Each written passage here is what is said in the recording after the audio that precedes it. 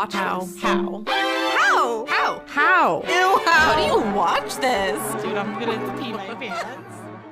You're listening to How Do You Watch This? A movie review podcast where each week we give each other a movie to watch in the genre we love, but they don't. My name is Megan and I love romance. My name is Demi and I love horror. And this week's common thread or theme is... Animal Companion.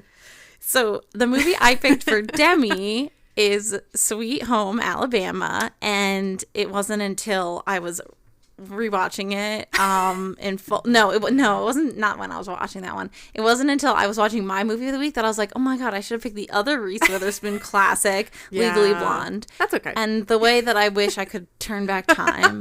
No, I'm happy I got to see this movie. Yeah, so it's iconic. I chose for Megan Prey. So if you've seen that movie, you know why Megan was like, oop, well. It was a really good example of Animal Companion. I'm actually so jealous that I didn't think of something similar. So I'm going to start off this week by talking about Prey. So I've never seen any of the Predator movies. So this is my first sort of window into that world.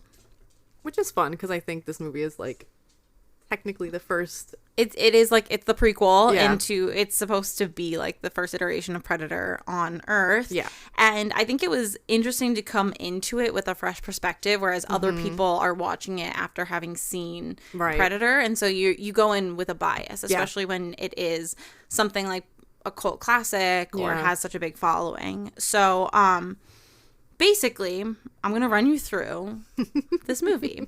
And there might not be as much to talk about as in some other ones, only because there's a lot of, scenic footage and walking. Staring. Yeah, staring into the distance. Hiding. A lot of hiding. I know if it was me, I would have been hiding a lot. Okay.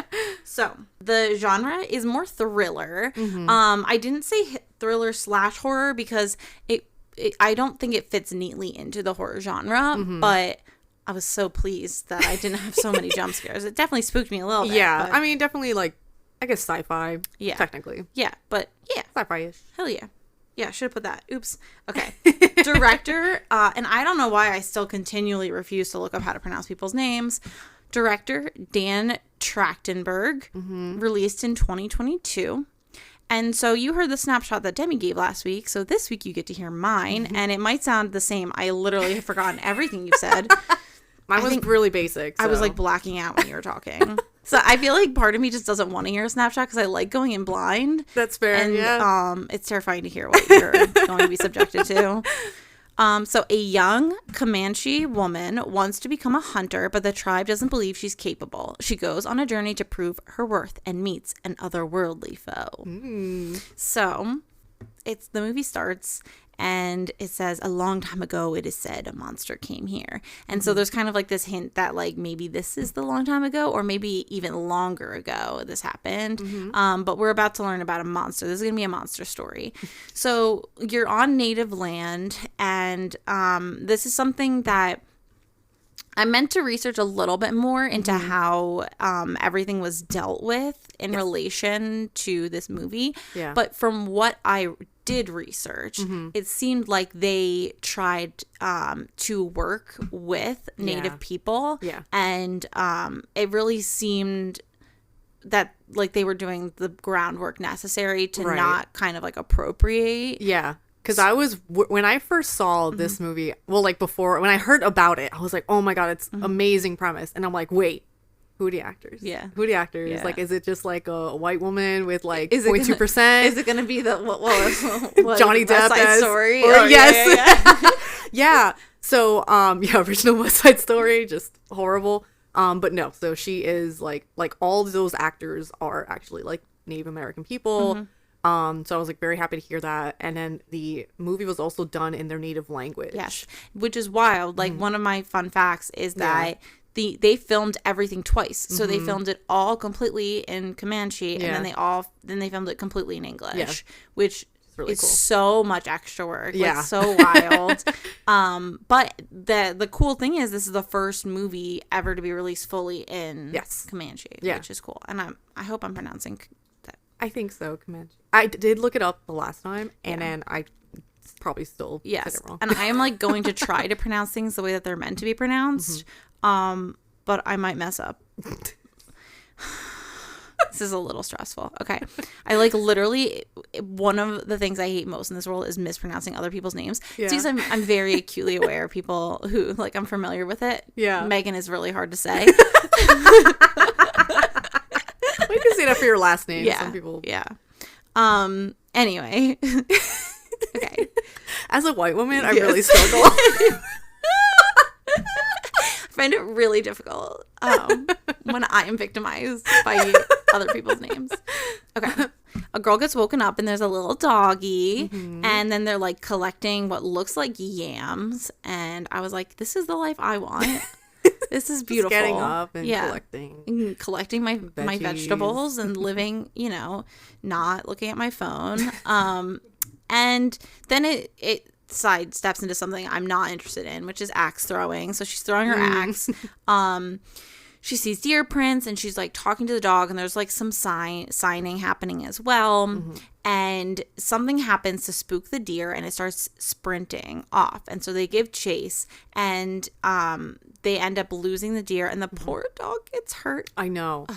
Dude, I'm like, when is the dog gonna die? Literally, dude. I was thinking to myself, if this dog dies in this movie, Demi's done. She's done forever. I was so scared. And like just that, I'm like, already cool. No, I literally was like, I'm about to cry. 5 minutes in, I'm destroyed. How dare they do this to me? I was like, this poor innocent creature. Also, I'm watching it with my husband and both of our dogs, and Travis is like covering Ruby's eyes. They were riveted. They heard the dog, like the noises, and both of them were fixed on the TV. Oh my God. Yeah. So, basically the dogs, I believe the tail is caught in a trap. And she's very confused by what this trap is. It's like a bear trap, and it's something obviously that they're not familiar with. It's made of steel. So she puts medicine on the dog's tail. They go off, and there's like something in the sky that she notices. You see a scene change where she's talking to her older brother, and they're kind of having like a little bit of banter, and she's teasing him, and she's trying to line up her sights for this eagle that's flying, and the brother gets annoyed with her, and so he shoots down the eagle, and she has to go and collect it. Yeah. She tells him that she saw a sign, and it's the Thunderbird. So that's what she saw in the sky. She says it's the Thunderbird, and it means that she's ready for her big hunt. And there's a special word for this that I just didn't write down because I didn't know how it was spelled. It has a beautiful name that I couldn't even begin to write down. And did I look it up later? No. This is so embarrassing for me. Okay. So then it like zooms out, and you get like the title screen, or not like the title screen, but you see it's 1719. They're in the northern Great Plains.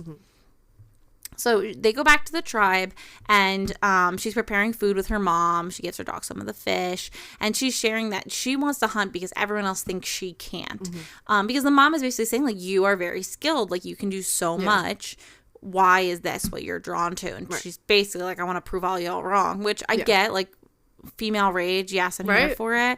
But also at the same point, like I personally would just love to collect herbs. Like, yeah, she's very skilled at like a skilled healer. Yes. And like a tracker, and she's great at all that stuff. And I'm like, I wouldn't want to kill, but it's fine. Teach their own. Everybody loves different things. Some people want to do that. Okay, so then we realize that what's in the sky, it's an alien ship, and it has invisibility, and so does the alien. So basically you see like the alien come out, you see it has like kind of like this camouflage effect that makes it like you can see sort of like there's a weird warping, but for the most part you can see it. There's a guy in the tribe, and he has some sort of injury, and the mother needs more of a specific herb, and so Nadu goes to collect herbs for her mom. Then she's finding out that a lion took someone, and everyone's looking. I think she like ran into some people. She comes up on the search party of it. You can kind of hear these clicking noises, which you come to learn, for those of you who did not watch the other Predator movies, that's the sound of the Predator special. The Predator. And so she comes up on the search party. They're like heckling her. They're basically saying, she can't join their little search party because whatever, she doesn't know how to hunt. Yeah. And the brother is like, nah, she got this. Yeah. So they were like, he's oh, like, man said it. Let's listen. Right. Yeah, because one, the brother is kind of like the man of the group. And then two, he said that she's a good healer. So if they find him alive, she could heal him. And she's also a tracker. So yeah. I was like, at this point too, I was so curious because they keep using the word lion. And I was just like, there are no lions in America. And then I realized like it's more of like a cougar kind of like a, so there's probably some like etymology or translational things that like made them choose that word instead. But I was like waiting to see this big like lion, and I was just like, this movie is so on. They didn't do any of the research. But I should even like think about that. Yeah. So then there's like this scene of like a mouse catching like an insect or whatever, and then a rattlesnake catching a mouse, and then this rattlesnake notices the alien even though it's camouflage, but the alien kills it, and then we come upon this later and see it gutted with the insides removed, and it's skinned and gutted. Sorry, those are awful words. Okay. So they come upon a body that's under a tree, and she gives herbs for the lion scratches. Well, they're not scratches. They're like gouges. Yeah. He looks horrible. Yeah. Somehow still alive. Yeah. So she gives him like these special like orange petals, and he's like, that the other people are like, oh, that's going to kill him. And she's like, no, he needs to like have slower blood flow. It cools the body down so that the blood won't flow as quickly so he can't bleed out, which comes into play later, foreshadowing. The other people in the search party make like a stretcher to carry him down back to the tribe. And she's curious, why is this boy still alive? Because something had to have scared the cat from its den. Right. And so she's kind of like looking around. She sees the dog notices that there's like the rattlesnake on the ground. She sees like a print. She wants to hunt the lion. Yeah. And the brother is like, no, you have to be with the sick boy. And no one is listening to her. She ends up catching up with her brother regardless. And she's like, listen, there's something out there that's like way worse than this lion. And he's like, oh, well, we got to deal with the lion first. First problems first. So he's like, it's time for your big hunt. And so she decides she wants to bait it. She wants to bait the cat. And then there's three of them now. So it's the brother, someone else, and her. Yeah. And this other guy, like, he's just being a real jerk. He's like, oh, you think you know everything. Haha, you're stupid. Anyway, joke's on him because as they are baiting it, and he's like talking shit, and it shows up and just grabs him and throws him to the side, and so he's gone. Goodbye. He's dead. That's what you get for talking shit. yeah. Mess around and find out. Like, you found out. The cat had jumped into the tree, so it was like on a branch. They're facing off, and she sees the alien ship, gets distracted, hits her head. But I do think that a large part of it was fear. She wasn't ready to like kill the cat. Yeah, and I think she's never really hunted anything before. Like, she's shot at like animal, like prey, you know, but like something like that is obviously different. Yeah, she's never hunted something that was hunting her. Right. So she wakes up in her tent and she's in pain, and she finds out that her brother carried her home and her mom is making her some tea to drink, and she's like feeling definitely like down on herself because obviously she like got knocked out. Yeah. But the mom's telling her like, the boy survived because of the medicine you gave him. Like, you did good. And she was like, your brother doesn't need you, which is kind of mean. Yeah. But also kind of true. Yeah, you know, she's really trying hard, and like, I do feel like no one's really listening to her. Yes. But, you know, like, if she's so talented with medicine, it's kind of like, we could use good medicine, you know? Think that's also like the thing when, and I don't know. Not that I have any understanding of how society works in 1719. I was gonna say, I don't know what like the I don't know, was there like some sort of patriarchy, you know, right, like, it's like if there's, because I do feel like I think there was some sort of like women were more like, you know, with the babies at home, kind of gathering, and then the men were more. Well, that's sort of like that whole hunters and gatherers thing. Yeah. But I don't really know specifically. That could be our false history that we've learned, right? And did I look it up? No, I know. I don't think it was like, you can't hunt. You're a woman. Yeah. It was just more like, you have a skill and follow. Like, I feel like at that point in time back in the 1700s, before we had, you know, a more like westernized civilization, it was very much like you do what you do best to help everyone thrive. Yeah. It wasn't really about like what you enjoyed doing. Right. And I think because she's like the little sister, she's a little young. I don't know how old she is, but like she's younger. So it could have been like, oh, she just wants to tag along. Yeah. She's, you know, too young for this. She's just like a brat. So I definitely think that's kind of how some of the other older guys that are hunting see her as. Yes. So the brother ends up bringing back the lion. And it's like there's like a huge celebration. Everyone's going nuts and they're so excited, and she's so jealous because she's like, that was my kill. Was mine, yeah. It's just like with the eagle, like she did the prep work and he swiped in and took it from her. And he did at no point up until now, at no point is he being discouraging, but they have a conversation at this point where he basically comes up and he's like he's like trying to celebrate with her, like, we did it, and she's like, no, we didn't. And he's like, you know what, you're right, we didn't, I did. And he's kind of discouraging her from pursuing the fight. And I think part of it is a fear because, you know, she did kind of choke up with the animal and things like that. Anyway, I don't have to get into the psychology of the brother. And we'll be here all day. So she decides on her own that she's going to follow the other creature. Whatever it is that scared the cat, she's going to go and find it. So this is when we get into our walking era. She's walking. She's following like this green, there's like green goo in the tree stump, which is like remnants for the alien, I think. With blood. Yes. It's like neon. Yeah. It's so weird to see like these like very futuristic and sci-fi sort of aspects of the alien. Like indigenous 1700s era. It's pretty cool, but yeah. It's like kind of messes with your mind. So she measures the tracks. Spoiler alert, they're really big. So then you see a cutscene of like this. I hated this scene. I really did. This is what I should have marked as being the deleted scene, and I didn't. I can't believe I didn't write if I could go back in time and change my... Oh, I know what you're talking about, yeah. So you see a scene between the alien and a wolf fight, and a fight, and the wolf dies. This is actually the scene where Travis covered the dog's eyes because it was horrible. I literally hated it. It's too close to... It's too close to little puppies. Oh my god. Yeah, you can see like the predator kind of going against creatures that like bigger and bigger. Yes. So like predators that are bigger and bigger. So at this point, first it was a snake, now it's the wolf, and he's building up, and it's almost like he's trying to figure out where his greatest foe is. The wolf dies. Yeah. And he takes the spine and skull. It's like really horrible. Yeah. Anyway, that's what I wish I wrote as being the deleted scene, but it's not the scene I said should be deleted. I'm curious what your scene will be. Well, I have regrets. I want to go back in time, but I can't. It's fine. It's fine. Whatever. Okay. So she ends up making a rope for the axe to pull it back with, which was really smart. She's proving herself again and again to be very clever. Yes. And she thinks outside the box. And I don't know that I would also think outside the box. No, I'm an idiot. I know, dude. I'm like...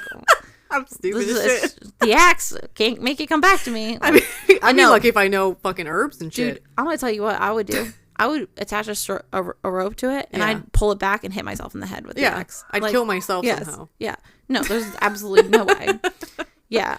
One of my biggest fears is that if I lived back then, I would pick the wrong berry and eat it. Yeah. No, I wouldn't have survived long. No. I know myself. Unfortunately. Like, I like to pretend, but it wouldn't happen. And hopefully you can't hear Ruby and Copper in the background, because Ruby, I guess my husband's home, and she's losing it. So then you go back to the alien with the poor little wolfie, and he ends up dissolving like the muscle and skin until it's just bone.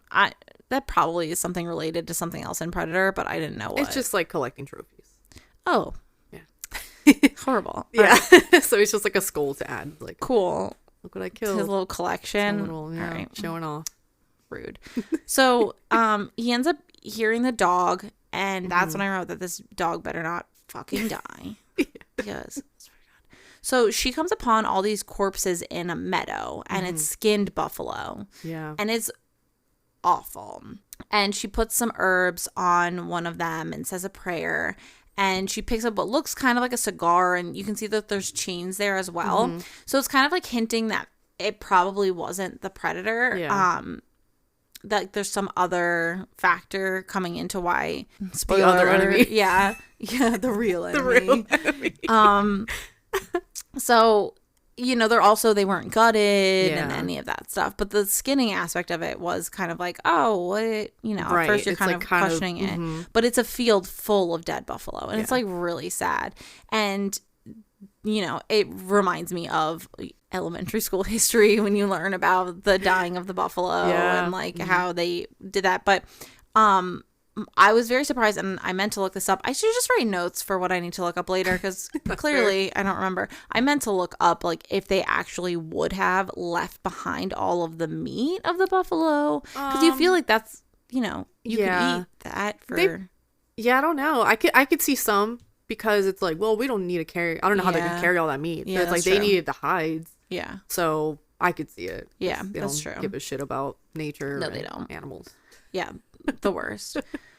So now there's this scene. This one was another one that was in the running for deleting it, because it's when she gets pulled into the marsh and she's like basically drowning in. Yeah, it was like It's not not quicksand, but it was like deep mud. Yeah. And it was like liquid, and it was like sucking her in slower and slower. Yeah, this scene I And- was like, It was very stressful. very tense. I was on the edge of my seat, like literally. So switch back. Alien is seeing the remnants of the buffalo, so you know for sure. Okay, wasn't him. yeah. So she's trying to throw the axe and pull herself in the mud, and she cannot get this axe to stick anywhere. And I'm like, the dog ran off. She can't be like, hey, bud, grab onto this axe and pull me out. Like, she's on her own. So she's throwing it. It will not grab onto like the local tree, you know. She can't get it to hold on to anything. Finally, it's literally like her last breath of fresh air. Yeah. And she throws it. It catches. She's able to pull herself out of the mud. At that point, I would have gone home. Yeah. Goodbye. We're done. I almost died. No. Yeah, this was an eventful day for her. Yeah, it's we'll find very out. dramatic. So she's cleaning her weapons in the creek, and the dog comes up. He like had killed a mouse or something, which is really Yeah, exciting. he like brought her. Yeah, he was like, look what I did. I fought. I'm a hunter too. So then you see that like in the creek, there's a bear eating a deer, and the wind changes and it seems to smell her. And she tries to like, you know, she was just cleaning her bow. And because of that, like earlier, there was a little bit of foreshadowing where the brother was saying like, don't get your bow wet. Yeah. And that's, you know, because it messes with it. Yeah. I don't know all the you know, science behind it, but basically her bow like snaps, like the rope comes off of it. So she's not able to immediately protect herself, protect the dog. Yeah. So the dog is a real one. He's just like being such a bud, and he goes to distract the bear. And I wrote caps locks, save the dog, because God, Yeah, you know, this bear was scary. this bear was scary. on his tail. So she's like shooting at the bear, and then she swims under this beaver dam, and he's smashing. He's for sure about to get her, and there's clicking noises, and then it's alien versus bear, and the alien like slaughters the bear, and blood pours down from the bear and like coats the alien so she can see it. It's not this invisible force anymore. The dead bear falls next to her, and she swims away. Where's the dog? At this point. Dude, like, imagine like most important seeing player. some shit like that. No, I can't. That was my most memorable scene. That is crazy. Yeah, that was my most memorable scene, because unreal, that would take me out. Like, yeah. Just this.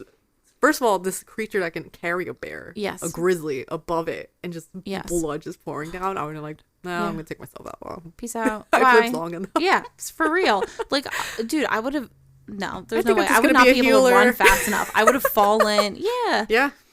Oh, okay.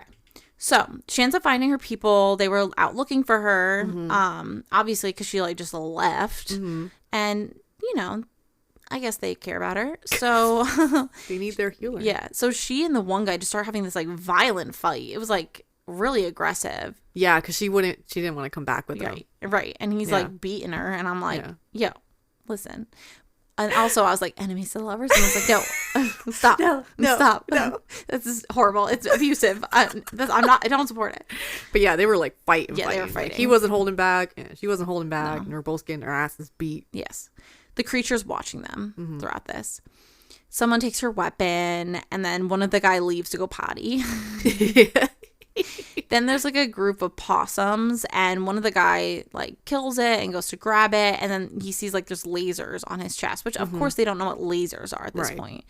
And what are those lasers? They're like giant metal spears that are directed via the skull. I think they come through the skull of the predator. Like, heat-seeking missiles, something like that. And that guy dies. Obviously. Yeah. And no one will cut her loose. Like, she's tied up. They're not cutting her loose. They're all just like focused on, enemy number one is coming through the woods. Someone's shooting at it. It ends up killing 2 of them. Maybe not in that exact moment, but you know, they didn't hold up against it too long. No.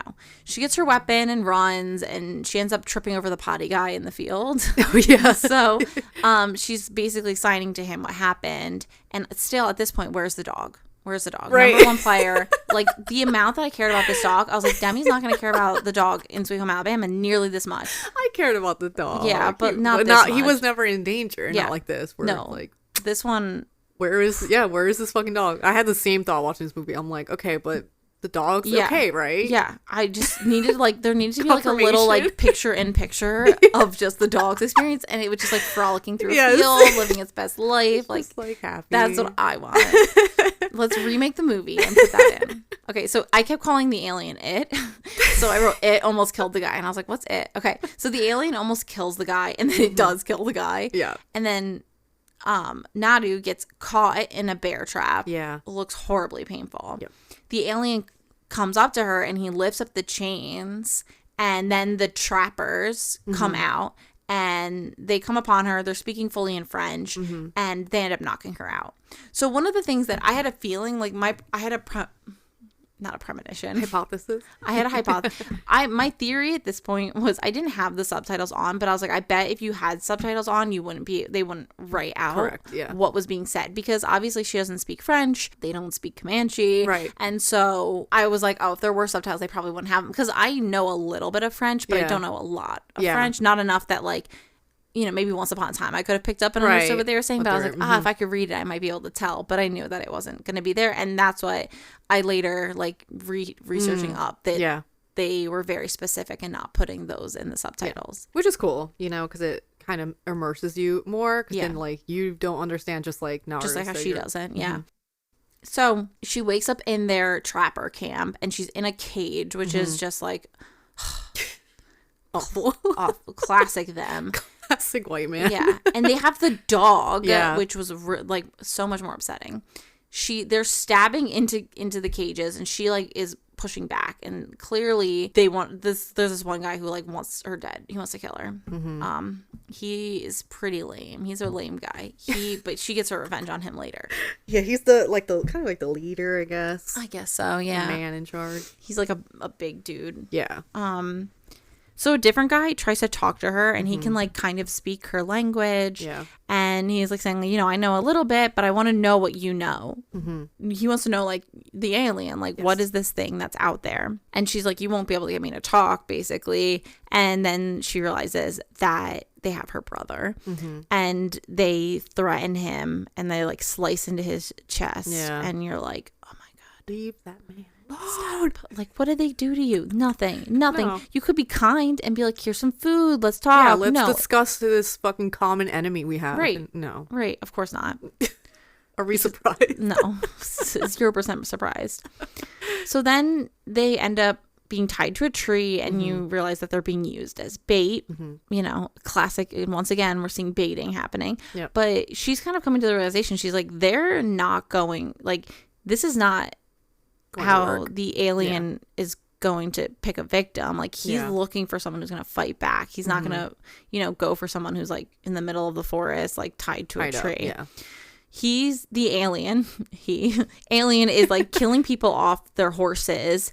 And one of my quote was "mared." The guy, like, looks back, and it's just like the horses are running.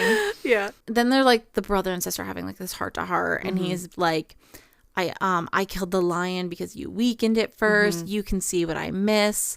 And she ends up saying this line that is what I have learned through my husband and the internet is an iconic line from the first Predator, which is, if it bleeds, we can kill it. Yeah. The Predator gets caught in a trap, and the white people rope him by his feet, but he ends up getting free. And it's really funny because they start shooting at him, and then because it's 1719, they have to reload it. So they just are like standing there in front of this freaking sci-fi monster, like reloading. They're putting the gunpowder and shit. Yes, yeah. And then the one guy like lifts his gun up and like shoots the Predator, and it ricochets and kills him. Which is like not funny, but it's so funny.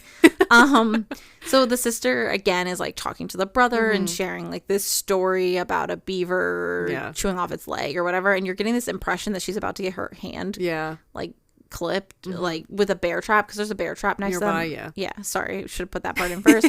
She's going to clearly use the bear trap to like get their ropes cut from their hands, and she's kind of acting like she's about to put her hand in there and get it like gnawed off. The brother's getting all nervous, and then she's like, I'm smarter than a beaver.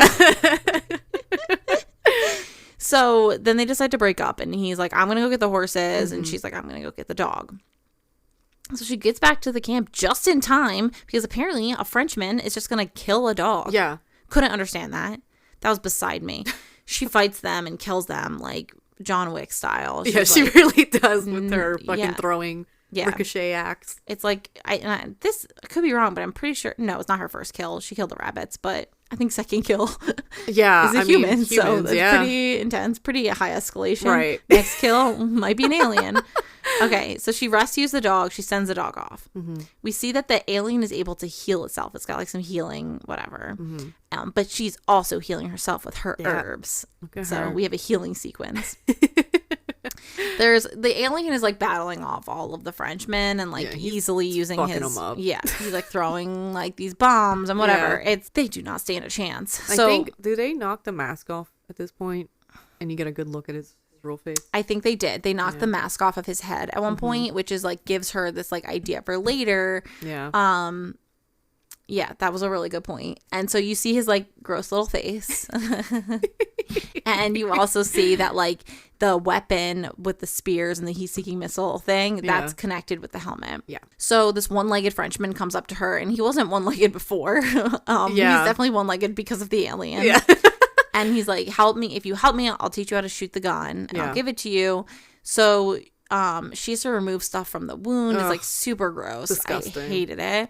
Gives him the orange herb and leaves and leaves him, not herbs and leaves, but like she gives him the orange herb that slows down your blood and whatever, and she leaves, and he crawls, and the alien's coming up on him, and he decides to play dead. And I was like, oh my god, the herb doesn't show the heat signature because it slows the blood. That was so exciting. She's behind the tree realizing this at the same time, but the guy on the ground moans, and so he knows that there's a man there, and he kills him. And real quick, for anyone who doesn't know Predator lore, the Predator sees people through their heat signature.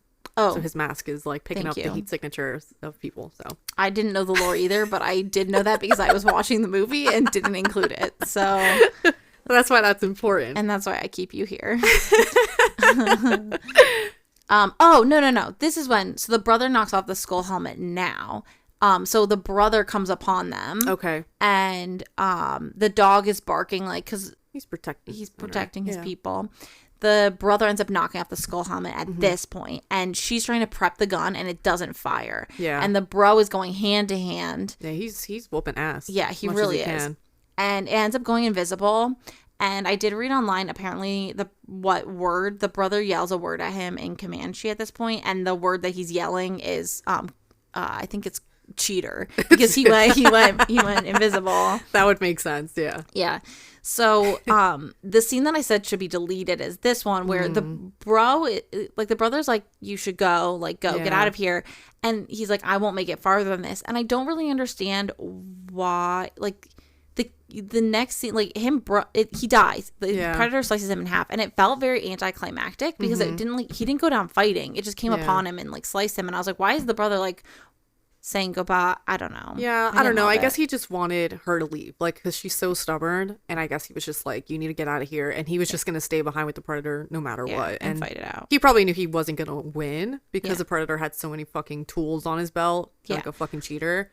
Yeah. But I So- feel like they could have like worked together. Like, Yeah, but I mean, yeah. I guess up to this point, like the brother's very much like, Yeah. I will handle it. And Yeah. So anyway, got that's the fucked. scene I said should Yeah. have gotten deleted. But at the same time, like, actually, in retrospect, I feel like it's still feeling the wolf scene is worse than this. But it's fine.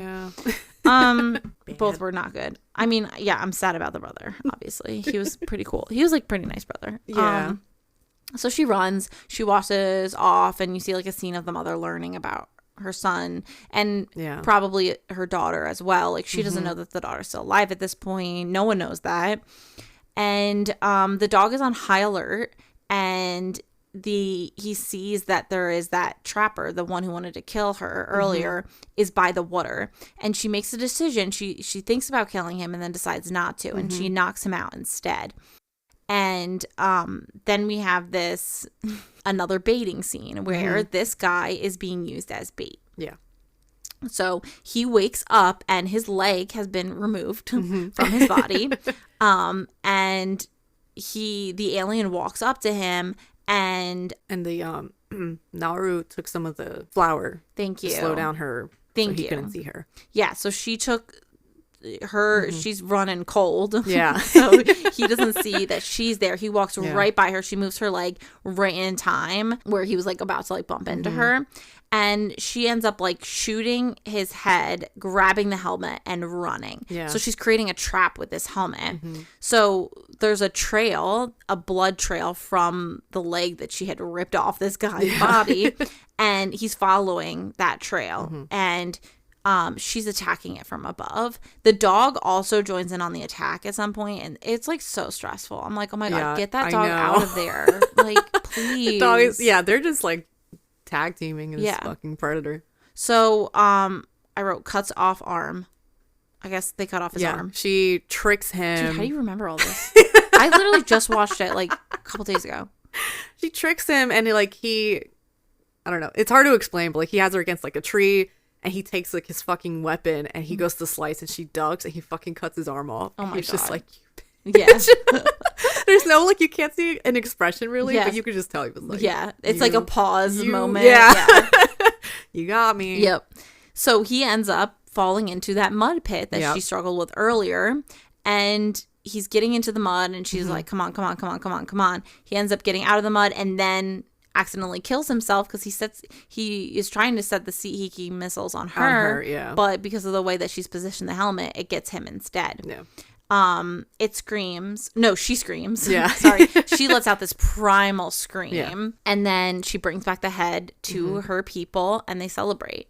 Something you did miss at the end, which is not your fault because you wouldn't have known. But the gun. Oh, yes, I did that was in my fun Okay. facts. Because I did notice the gun, they focused in on, like, there was a name on the gun. And I was Yeah. like, okay, I'm sure this means something to somebody. And it's just basically that it was a reference to Predator 2. And if it's you a could probably give more information than I could about that. Yeah, I mean, so it's like you said, it's just a callback. So pretty much in Predator 2, the main character goes hand in hand with the one predator, kills him, and then all these other predators come and give him the gun as a trophy, pretty much being like, good job, homie, like, Yeah. cool. And so then now seeing the gun in this movie, you realize, okay, the predators must have somehow retrieved that gun again. But knowing that they gave that guy the gun, and the second one kind of shows like that gun helped kill a predator. So it's kind of like here's a trophy, here's the gun that also defeated like a predator. So that's what the gun was for. The only other, like, fun fact that I didn't already mention was that the dog's real name is Coco. And Coco is a rare breed of wild dog because they wanted to be as authentic as possible. Yeah. And he was adopted like 2 months before shooting and apparently was the worst actor in the show. I was gonna say, I'm like, I think I remember reading that like the dog was a pain in the ass. Yeah. Which is so funny. But I love that. Yeah. He was beautiful, that dog. Oh my so, god. yes. So beautiful. So Such a good boy. Very good boy. Okay, so I mentioned already my most memorable scene, dog versus bear versus alien, and scene that should be deleted, the brother's death scene. The main character, I said smash. I mean, hopefully it's age appropriate. Yeah, age appropriate. I think she was older. Yeah. I don't think she was a teenager. She just, at I mean, all. she could carry her own. She was Yeah. badass. Yeah, I mean, sure, why not? wifey, she can heal, she can collect shit. She can kill. Yep. I mean, I would have to Batty. literally do nothing. Yeah. I could do artwork. It'd be great. Just hang out. Yeah, it's cool. I'll take care of the dog. I'll take care of that dog better than she can take care of that dog. That's true. No offense. She keeps putting the dog in danger, and I'm not about that life. Main villain, I said pass. Not into aliens. Okay. Oh my God, don't make that face at me. You absolute vile human being. He didn't look that bad. No. Stop. I remember some people were like, why do you build him like that? And then you see his face and you're like, never mind. I'll pass. I mean, mask on, maybe. mask on, off, maybe. no. But mask off for sure, no. No. How likely am I to survive the situation? I gave myself a 2. I would have died pretty early on, like really convinced. The only way I would have survived this situation is if I was back at the tribe. Yeah. And nobody. Like, so the thing is, the predator only kills people that are a threat. Yeah. So it's like, if you're not a threat, right? He's probably not going to fuck with you. I definitely would not have been a threat so to you him. might have survived. But if I was in her shoes, True, for sure would have. If I was trying to get him, like, no. Sorry, I'm not smart enough for that. Like, I'm all about self-love, all that kind of stuff, but I'm just not, like... Yeah, she was very clever. Yeah. And, there were a few times where the predator kind of just didn't take her seriously. Yeah. And just like everyone else. Yeah. Yeah, so then that fucked him because... Yeah. He, she showed him, so... Yeah. There were a few times where he could have killed her and he didn't because he did not see her as a threat. So. Yeah. I said that I would recommend it to a non-horror fan. I felt like there was, as long with the caveat that they can handle gore. Yeah. Like, would I recommend it to my mom? No. Would I recommend it to a non-horror fan? Yes. Yeah. My dad could watch it. Final rating for Hearts. Yeah. I liked it. It was good. I enjoyed it. I think for the most part, feedback has been good. Like, obviously, you're always going to get mixed reviews, especially on something that's, like, related to a major franchise. They did, like... apparently take into account they didn't want to have the Star Wars effect where it was the prequels where everyone hated them and was like super upset, so they really tried to honor everything. And I mean, I didn't watch Predator, so I can't say whether or not they were successful in that, but as a standalone story, I did enjoy it. I think it's as good as the original. Wow. Like, it's really, really good. And like the only negative feedback I've heard people say was like, oh, that girl defeated the predator? There's no way. And it's like, bro, first of all, okay, so I won't spoil the first movie because I think they would like it. But the first movie was all like military macho people and they got their asses handed to them because you have to outsmart the predator. You can't just go fucking hand to hand like he's going to kick your ass. So it's like, she didn't do that. She wasn't just going up to him. Smart. She thought about it and trapped him. And it's like, that's the point. But yes. That's the only negative I've heard because they were like, oh, she's a girl, like a little girl. And it's like, okay, well. No, she's smarter than me. So. Yeah, she was smarter than everyone in the movie. Yeah, so. Including the predator. Genuinely. Who was literally a dumb bitch. That's why he's dead. Yeah, but I think you would like the first one. I mean, Arnold Schwarzenegger, so. Yeah, I mean. Classic. Yeah. Okay, yeah. Ready?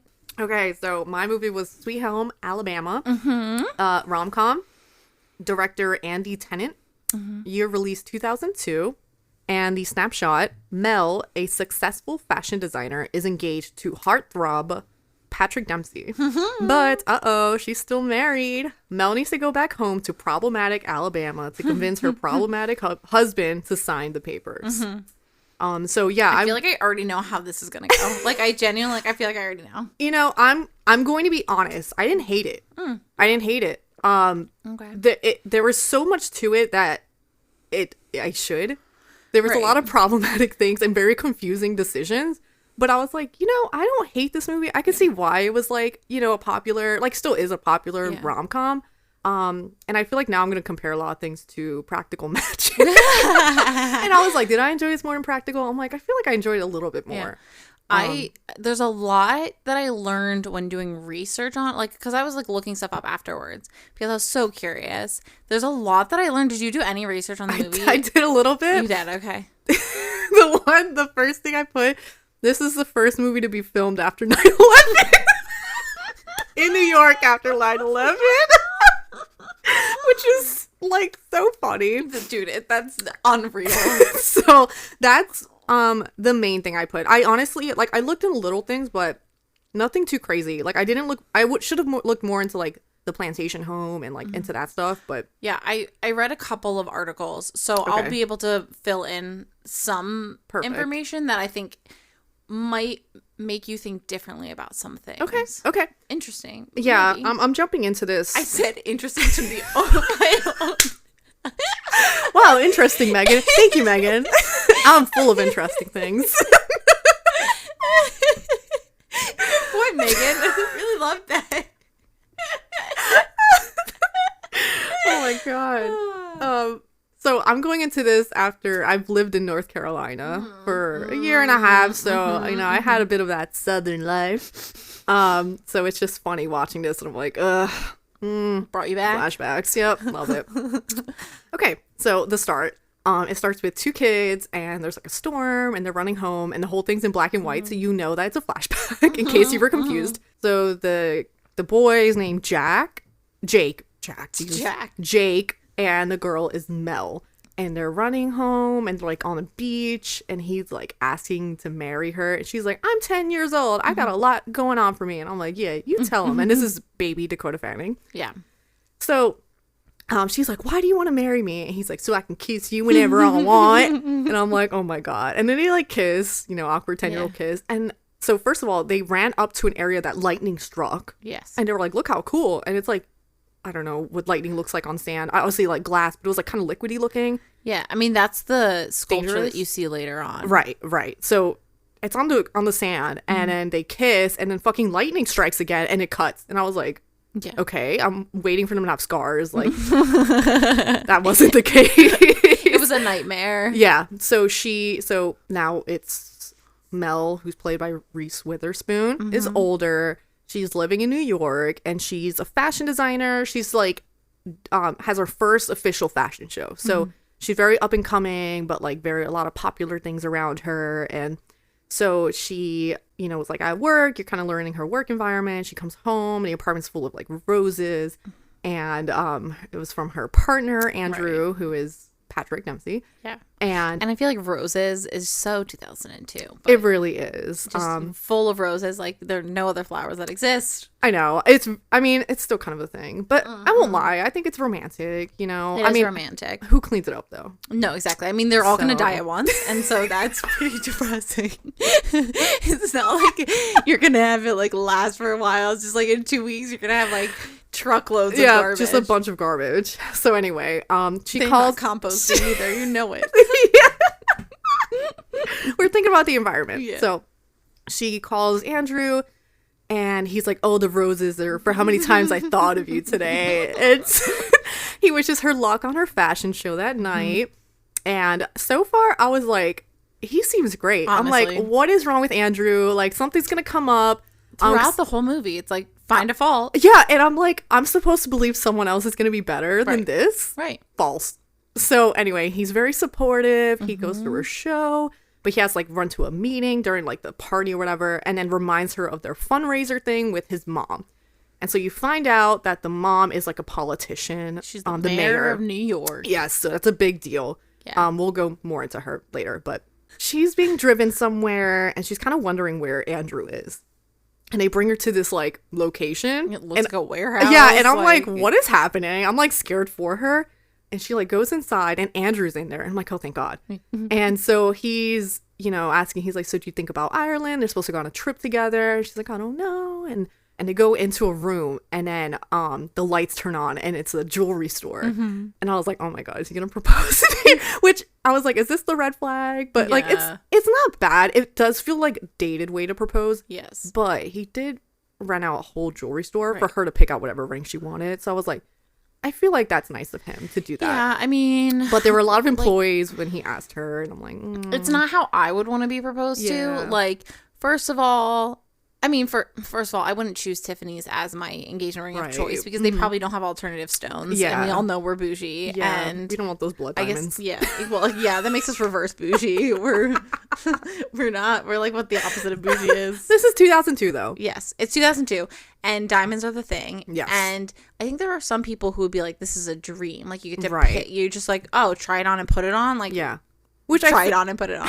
I feel like was very I don't know, very like forward, very like like progressive, like you get Yes. to pick whatever you want and I'll just pay for it. And I'm like, Right. I appreciate that. Yeah, and the fact, there's no like limitation on Right. like price or whatever. Yeah. That's like very exciting.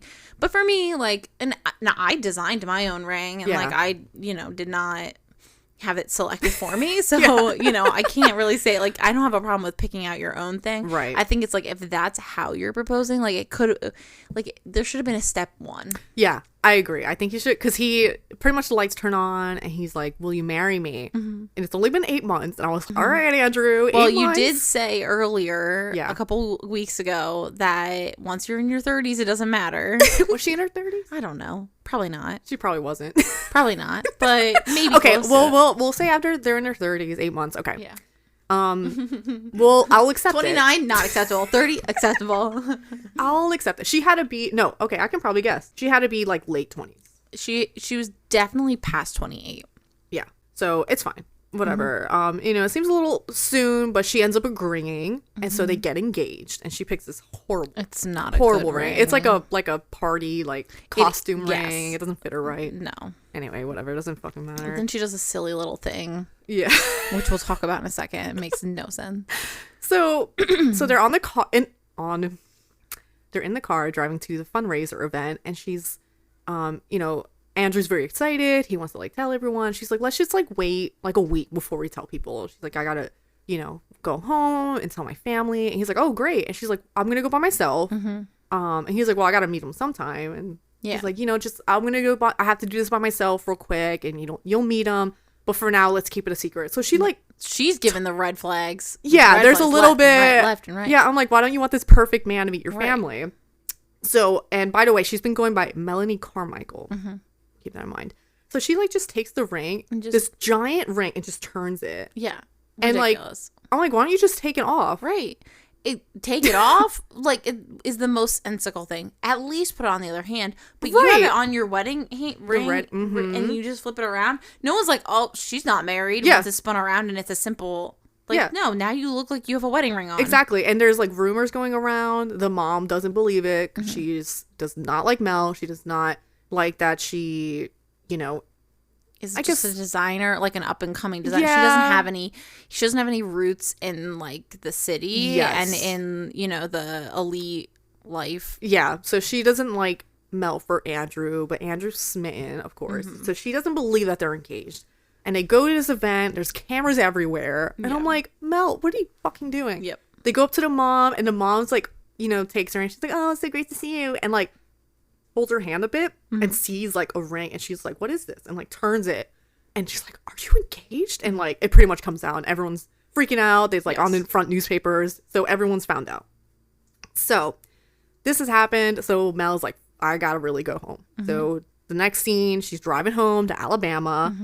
And as like it's showing like clips of Alabama, I guess what it's supposed to be Alabama, and it's just all like plantation homes. Yeah. And I'm like, they're beautiful homes. Yeah. But I'm like, okay, Yep. I get it. Yeah. We're in the South. Yeah. Let's emphasize on these homes. Yep. Thank you. So she goes over to this house. I want to say you have an idea that she's come from money. At least that's what the mom was like looking into and trying to find out more about Mel. And like the article kind of says that she comes from money. Her dad was like, they said her dad was in cotton Yes. and everything that comes with that. Which presumably means that not only is he wealthy, but his wealth is on the backs of Yes. slaves. So love that. So that's what you have an idea so far. She goes home. Well, she goes to Alabama. And she drives up to this pretty beaten down looking home. And I'm like, okay, like I guess she's lying. And this man walks out. First of all, we meet a dog, super cute, yeah. like a Basset Hound? it's that type of dog, very cute. Love the ears, very droopy. So he's like barking. He's a hound dog for sure. Yeah, hound dog. So this man walks out, and I'm like, is this like her uncle, like brother? He Her looked, uncle brother. dude. He looked terrible. And I'm gonna say that the actor's actually handsome. Yes. But he just had a very bad first moment. Yeah. And I was like, okay, like I guess she's gone home. And she's like, you need to sign my divorce papers. And I'm like, there's no way. There's no way this is the main man.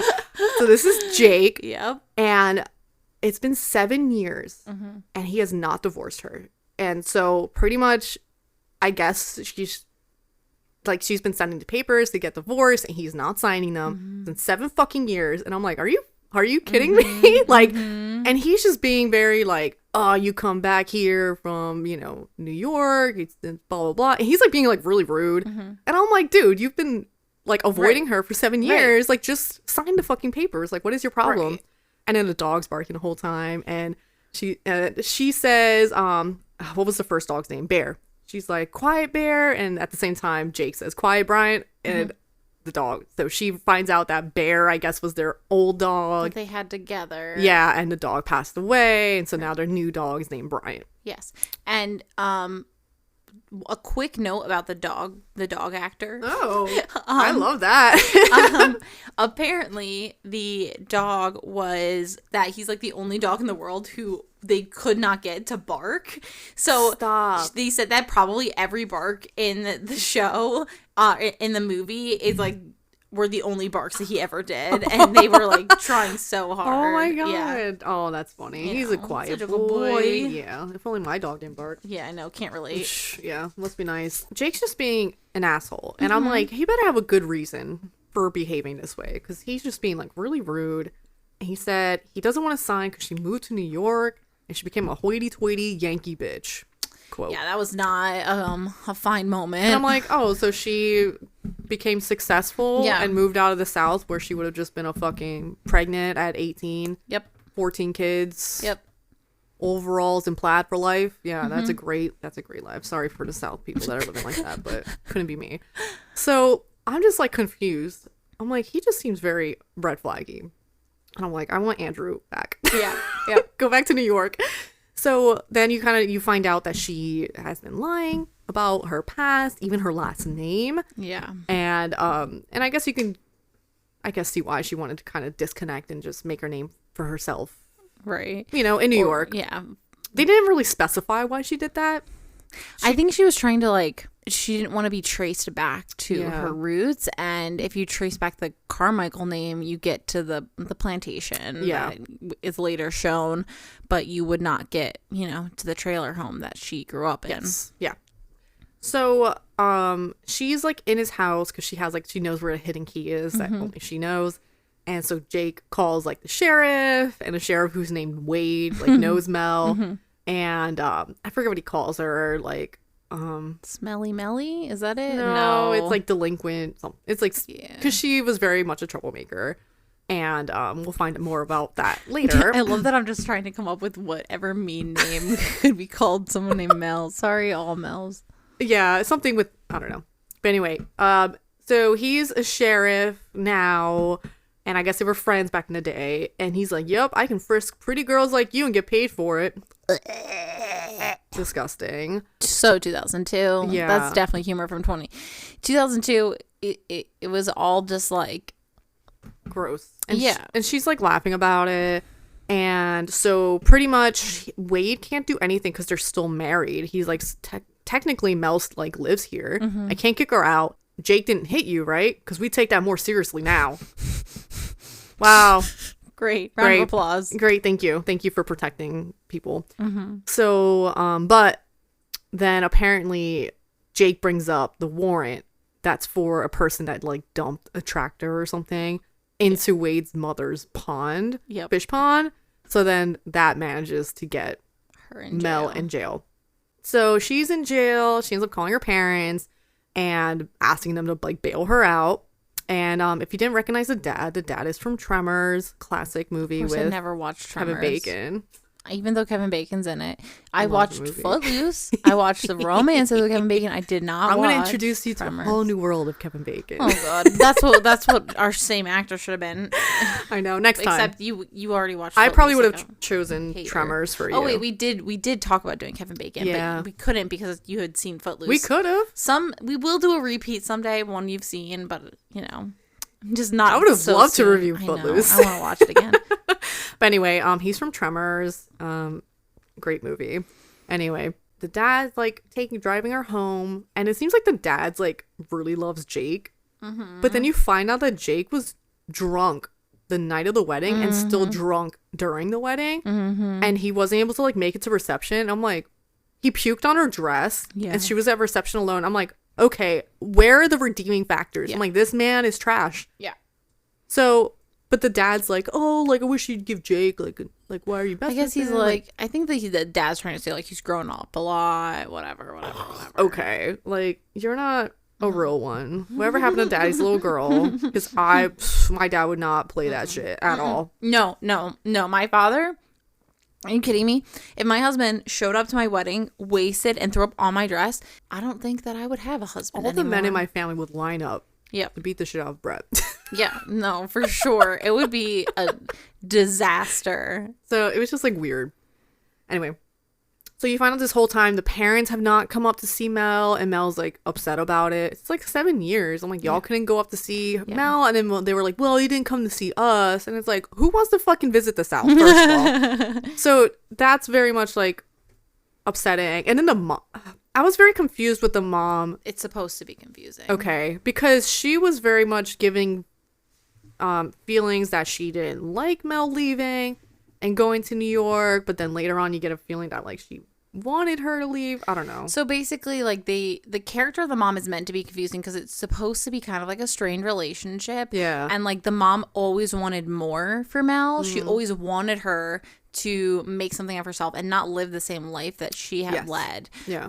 But it's not supposed to be like a nurturing and loving relationship. Like, part of the reason she left is because her mom is the way she is.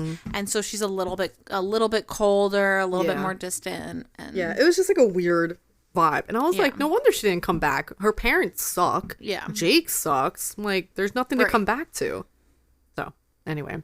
A lot of Confederate flag stuff. I know. Confederate flag pillows in the background. Right. I'm like, y'all. So there was like a lot of that, and I felt like I was like, oh god, like especially like various comments that I'm sure you'll bring up moving forward. Yes. And so I was like, oh, like why they do this, whatever. But when I was reading everything that I was reading, because the Confederacy and racism are such a large part of the culture of the South, that by having excluded that information, you would be doing a disservice to the South. not the South. I'm trying to think of how to say it. They like how they explained it. Not like you basically be leaving out a part of that history. I think it's like disingenuous because like to pretend like they are welcoming That's fair. of all people, or they there wasn't these aspects.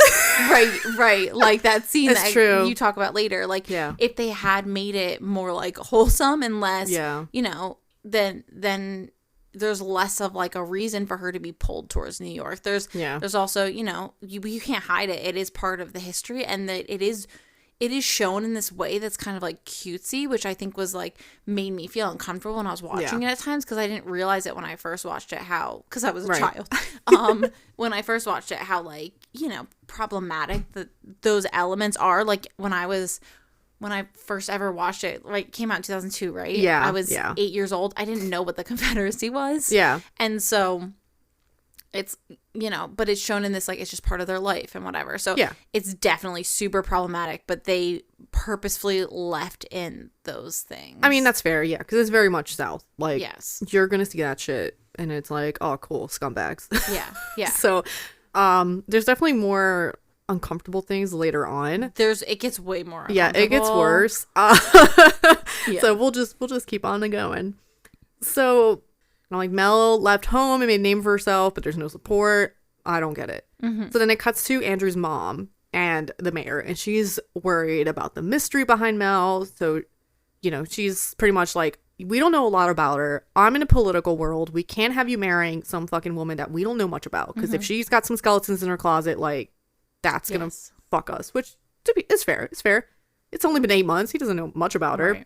So, and she doesn't like that she's also Southern and Republican. Well, yeah. Which 2002 is very different, meaning than now. So Is it? I mean, I guess not. Not as intense. But anyway, It's just like funny because he's like, oh, I'm like Democrat and you're Republican. So silly. Wait, is she a Republican? Yeah. I thought that it was just that her parents were Republican. I remember like in the car he was saying, like earlier on Andrew was saying like, oh, because I'm like, they won't like me because I'm like Democrat and Well, Republican. yes, but I didn't know that meant that she was, She maybe she's not, but also 2002, I don't think a lot of people were like, I don't know, when you were like Republican, it was more like you grew up yeah, kind of like that, and it's just like, oh, I'm just Republican, like, yeah, I don't know. then, this is getting very political. yeah, and then you wake up. Yeah. Anyway, all our Republican viewers are gonna hate this episode, which is great. Yeah. So we literally have like 20 listeners. I would be very curious how much our number drops to. Do we go down to 2 and we have to delete this episode and just change our whole perspective? So anyway, the mom is pretty much just being very like, you know, telling Andrew like, you need to think about this. We don't know much about her, blah, blah, blah. She's being a little harsh, but like, I get it. And Andrew's pretty much like, I don't care. I love her. Like, whatever. And I'm like, all right, Andrew. Yeah. You do you, baby. Yeah. So next day, we jump back to Mel. She runs into an old friend named Bobby Ray. And they're very like chatty and very cute. And I was like, oh my God, like good friends. And you see people like eyeing and talking. And I'm like, remember those days.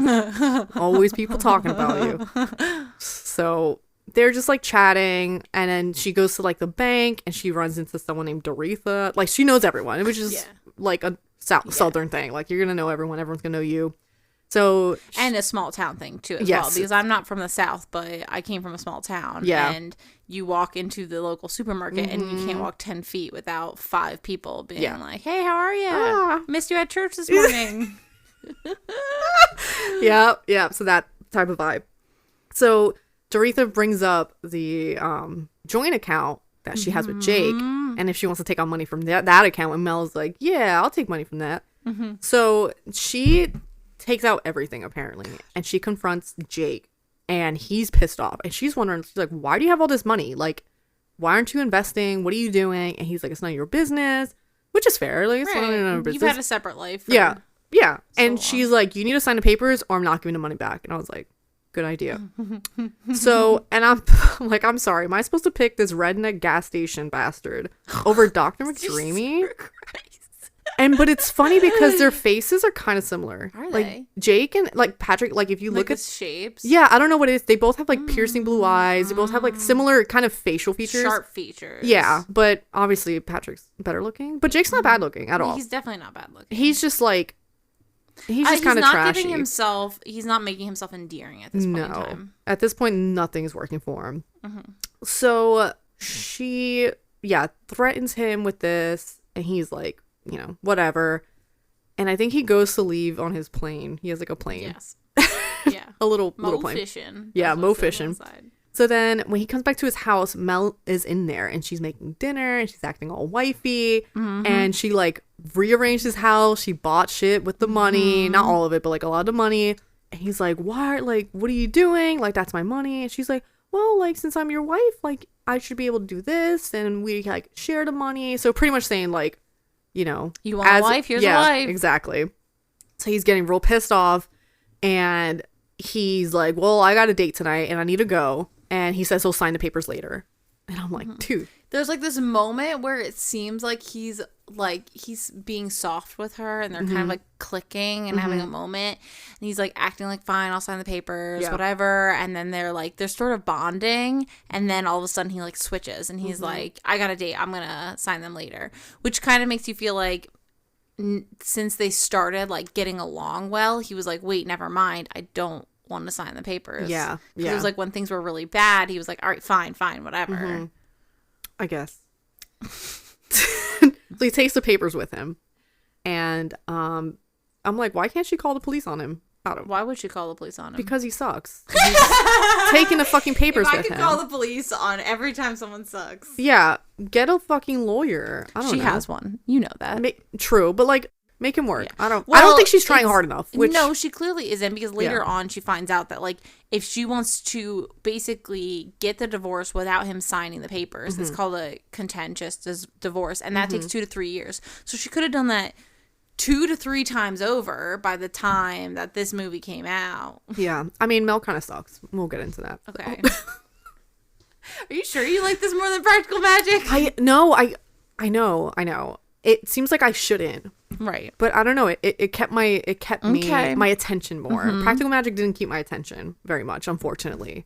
I'm still ashamed that I did not like that movie. Yeah, you should be ashamed. Once our listeners hear, they're gonna boycott this. I know. No, we won't have listeners by the time this episode comes out.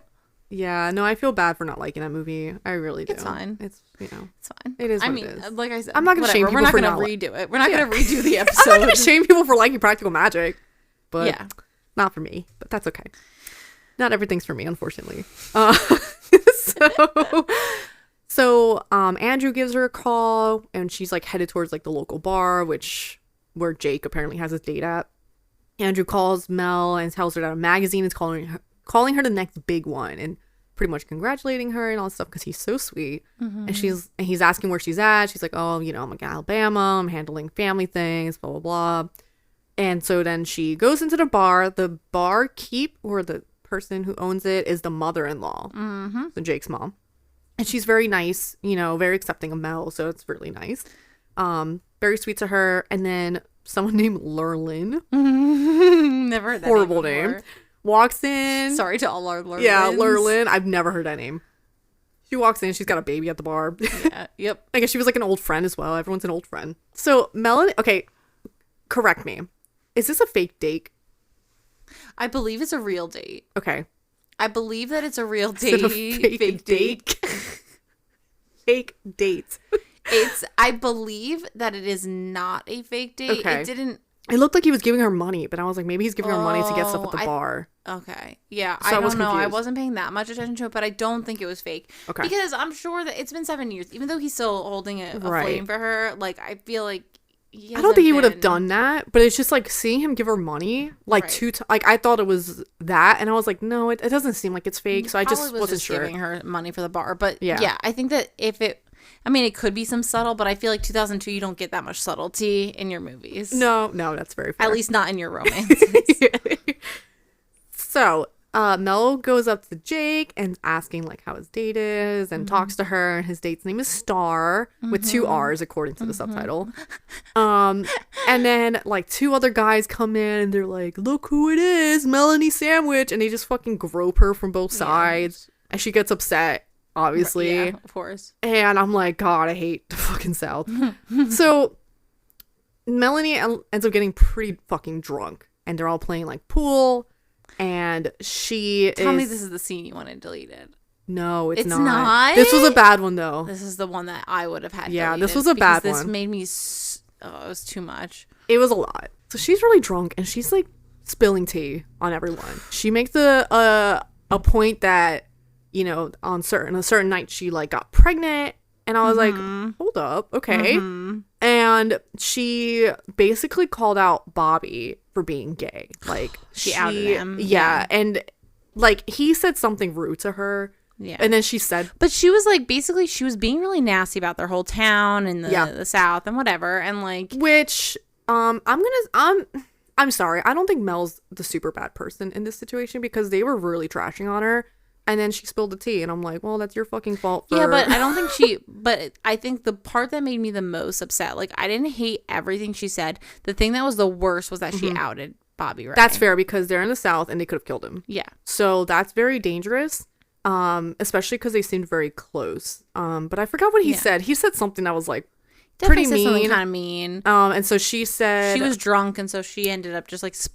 Yeah, she said something like, oh, well, the girls were never, like, I didn't see you, like, something with girls. And she's like, well, why don't you go to a gay bar? Yeah. And then they were like, why would she say that? And Bobby's, like, face was pretty much told everyone what they, could assume from that. Yeah. So I was like, that was a little much, because he could have been killed. Yes. But everyone else I don't give a shit about. Yeah. Because she pretty much makes fine. she pretty much makes this thing about, like, oh, like, Popping out popping out babies. babies and shit. And Lorlin's like, oh, and it's like, well, You did, is she though, wrong? so whatever. Is she wrong? So Jake starts dragging her out of the bar, and she's like trashed, and he's like saying that she's being like really mean, all this stuff. And I'm like, is she being that mean? I'm like, everyone's being really mean to her for doing nothing other than going to New York and like making a name for herself and then coming back. Like, she hasn't really done anything.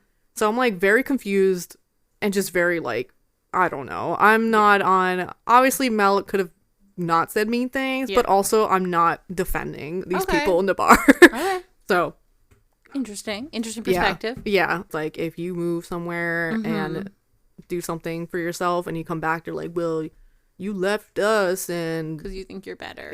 and it's like that type of perspective, and I fucking hate it. So I think for me, I just like immediately was like, they're trash. Like, sorry you stayed in town and married your fucking cousin or middle high school sweetheart and are unhappy and cheating with Bobby Joe at church. So Oh my God, Demi. Demi's just making all the assumptions today. I think it also, like, there is an element of small town aspect, because there have been times where I've gone back to my town and people are like, oh, we don't see, you don't come, because I don't, like, when I go back to my hometown, I go to visit my parents and I don't go to the nightlife. I'm not like, oh, that's so like Brett with like the Northeast, he just hates it because you go to the bar there and it's like the bar everyone goes to, and he's like, if I run into anyone from high school, I swear to God, and like that's fair. Like I would not want to run into anyone from high school. No. And then it's, oh, you don't come back around here very often, do you? And nope, there's a reason. It just feels very judgy. Yes. I don't know, not everyone's like that, obviously, but it's very much in the scene for me. It felt very judgy. And I just like, I don't know, I don't think she did anything to at first until she got really drunk and started saying shit. Anyway, that scene was stressful. I'm on Mel's side though. I'm gonna say, so Jake ends up driving her home because she's fucking just trashed. Absolutely. She's she vomiting. wanted to drive at one point. Yeah, so good on Jake for driving her home, so I'll give him a point for that. He drives her to her house. The next day she wakes up and divorce papers are signed on her pillow. So I'm like, great. I don't know what movie I saw. I must have seen a movie at some point, some romance movie at some point, where there are divorce papers involved and they get signed Daffy Duck. And I don't know why I thought it was this movie, but I kept waiting for her to turn to the final page and see that it was signed Daffy Duck. And it never happened. And I was just like, where is this memory coming from? What? Oh my God, So we're going to have to find knows, out. Yeah. I really should look it up. But if anyone knows off the top of their head, please let me know, because where is this coming from? Oh my God. Okay. Yeah, that's a very specific that memory. didn't happen. So if you were like, is this what happens in this movie? No, nothing is signed Daffy Duck. He actually signs it. So then she wakes up. The dad's dressed as a Confederate soldier. Yeah. For the reenactments. And I'm like, oh, love that. Yeah. Love that. Yeah. Anything with, I get it's history. Yeah. But I think, and it goes a little bit more later in this movie, but I'm just going to say, like, the way they framed it just felt very like, oh, prideful. And I'm like, yeah, it was definitely like, you were fighting for not good things. Right. Like, I get it's history. I get, like, I'm not against people doing reenactments, but it's like they made it seem like, oh, like it's great to play as a Confederate soldier that was fighting to keep enslaved people around. Like, don't love that. Yeah. Anyway. No, I mean, I agree with you. Yeah. It's not, you're never, I do not side with the Confederates. You heard it here first. I think that's my only like negative with, like, I get like having, like you said, like the Confederate flags and stuff, like it makes sense. But like that, like it was just like framed weird, but I don't know. I'll talk about it later. So Melanie goes to see Jake. She says she put the money back in his account.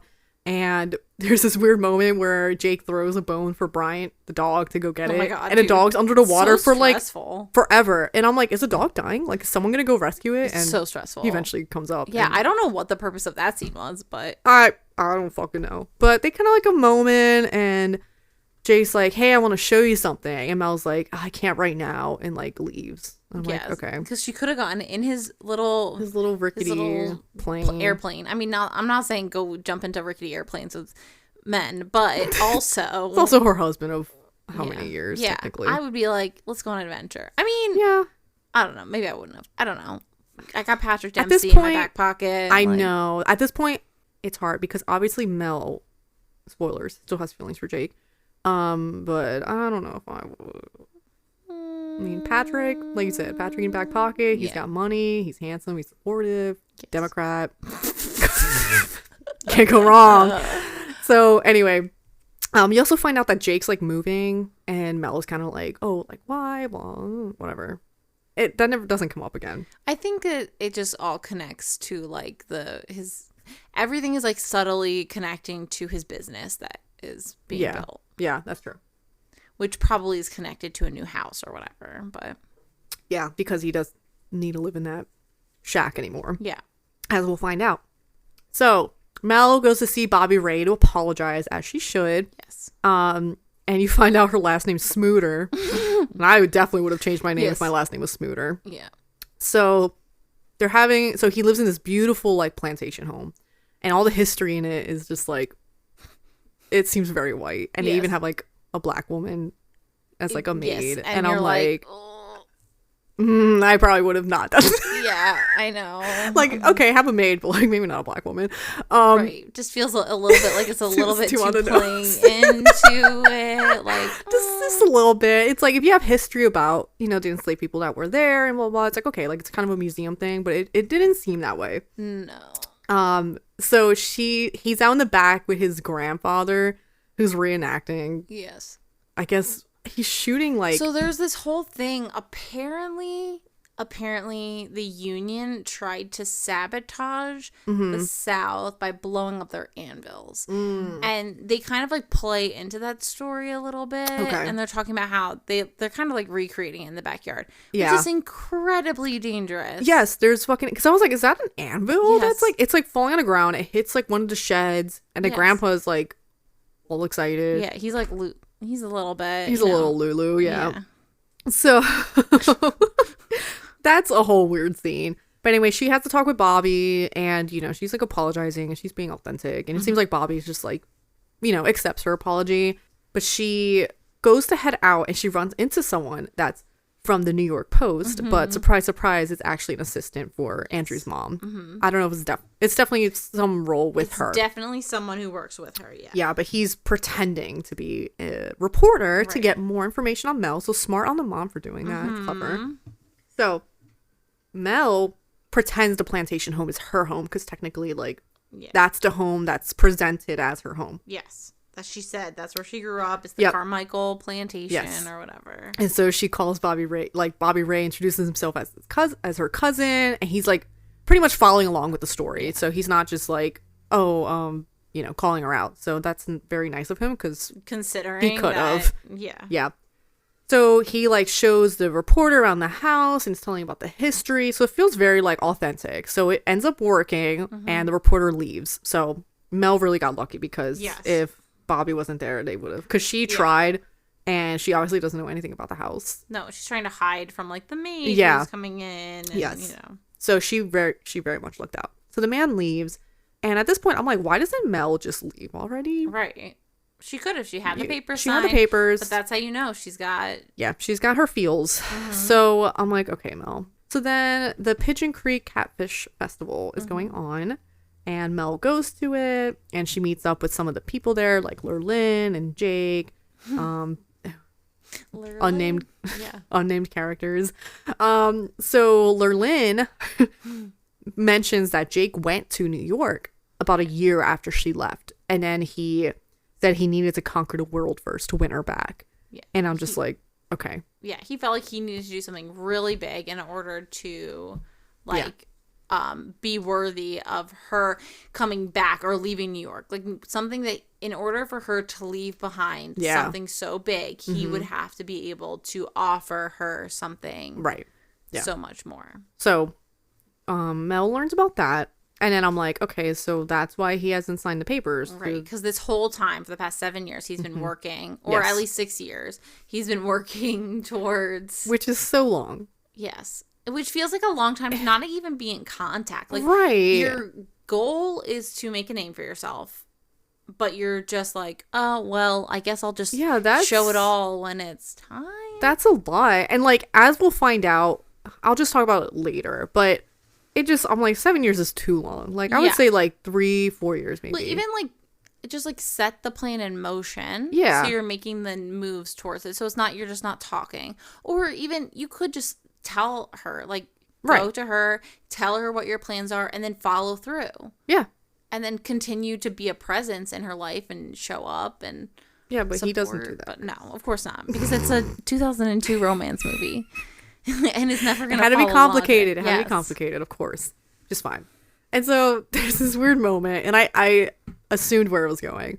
But she's like, oh, she's drinking this glass. And she's like, where is this glass from? It's very nice. And I'm just like, okay, what's this glass gonna do Because with she's it? also like, before this, she saw like the glass that they stood on top of when they were kids, like that was in his house. So you get like these little like glass moments, you know. Okay. And then Lurlin kind of like looks to Jake and goes to say something, and he's just like, don't. No. And I'm like, okay, I guess. And then Sweet Home Alabama starts playing. Everyone's like, yeah, okay. And I'm like, their anthem. And so like people are dancing, and like Mel and Jake end up kind of in this awkward like, should we dance? Should we? And people are like talking like, look how cute they are. They still love each other. And Mel just kind of says no to dancing with Jake and walks away. Or he walks away because she said no. She wanted to dance with him, and he wanted to dance with her. He asked her to dance, and she was like, no. Yeah. So, okay, whatever. And then they reach, they go to like, she goes to like a cemetery, and it's for like these like hound dogs. Yes, this was actually an authentic coon hound cemetery. Yeah, I did read about that. So that was pretty nice. That was pretty cool. And this was, I'd say this was like my most memorable. Okay. It was kind of hard to pick like a very memorable scene, but this one made me like tear up. So Okay. I'm like, it's pretty memorable for me. 'Cause this Yeah. fucking movie made me tear up a little bit. Oh my god. Can you believe I have emotions? It's all the dog. Yeah, It gets fair me. enough.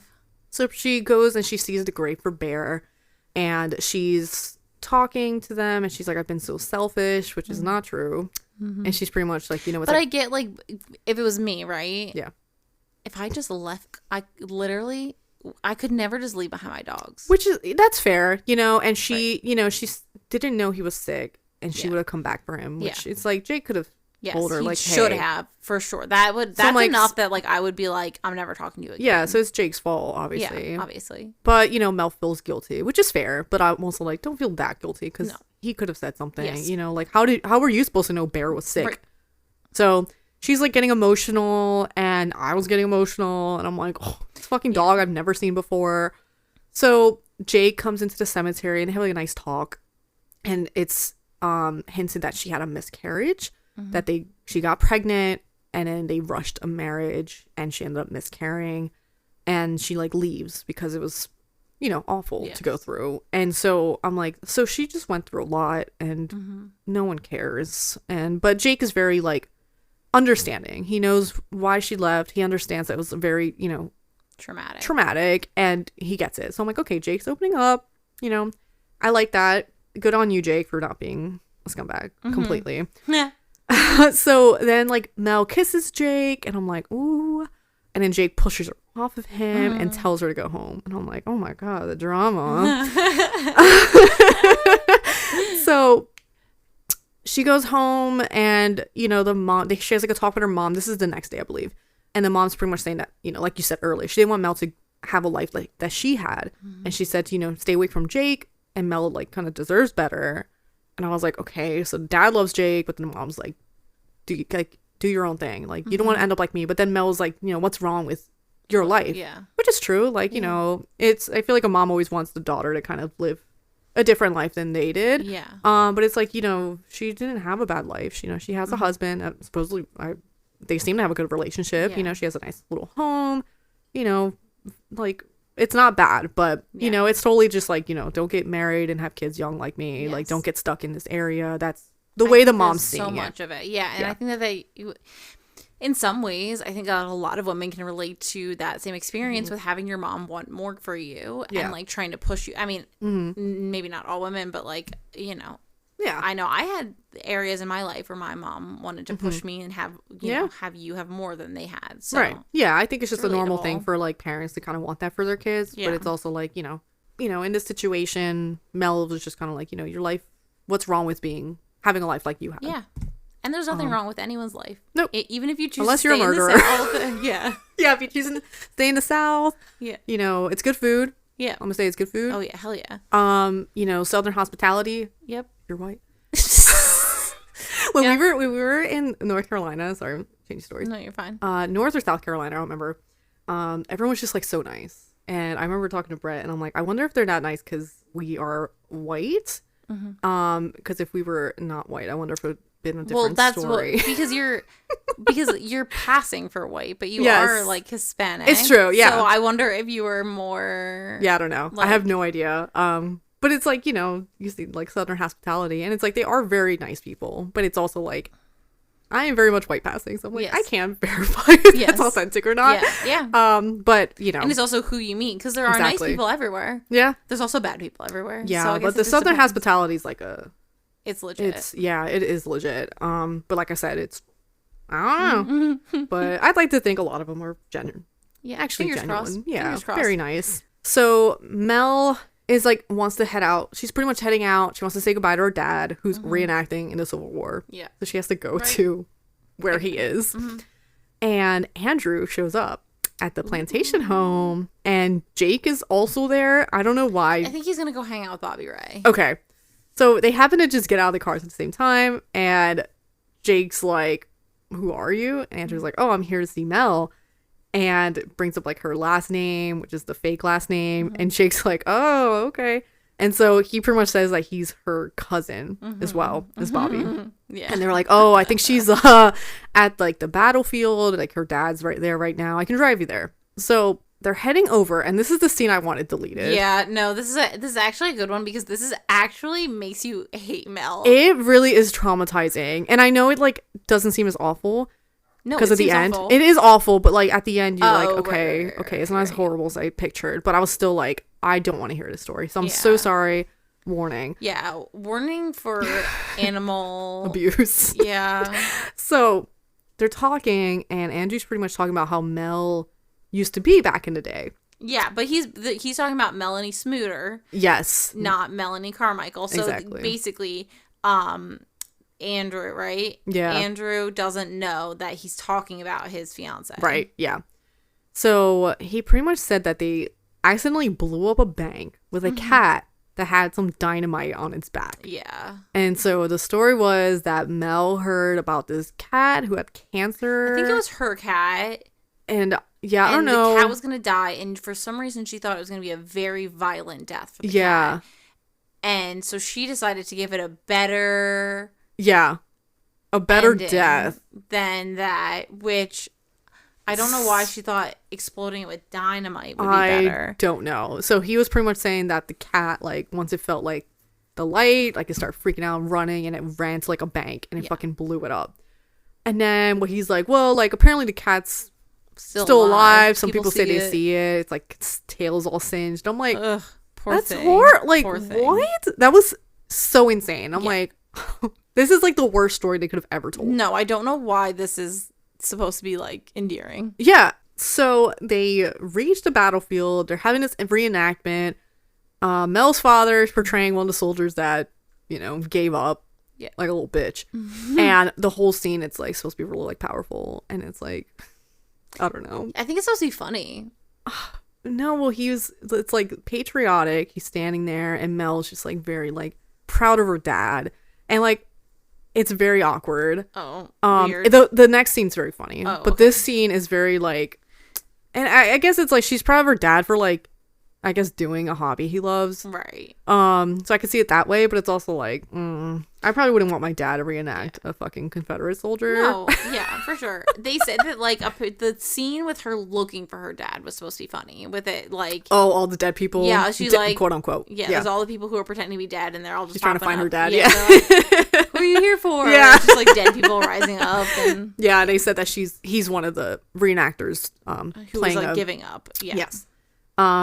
So then right after that, Andrew walks up to her, and pretty much everything comes out because Jake brings up, he's like, yeah, we love two different women. And like, Andrew's "Your like, cousin?" yeah, he's like, you married your cousin? Like, he's like freaking out, which is fair because Jake said that he was her cousin.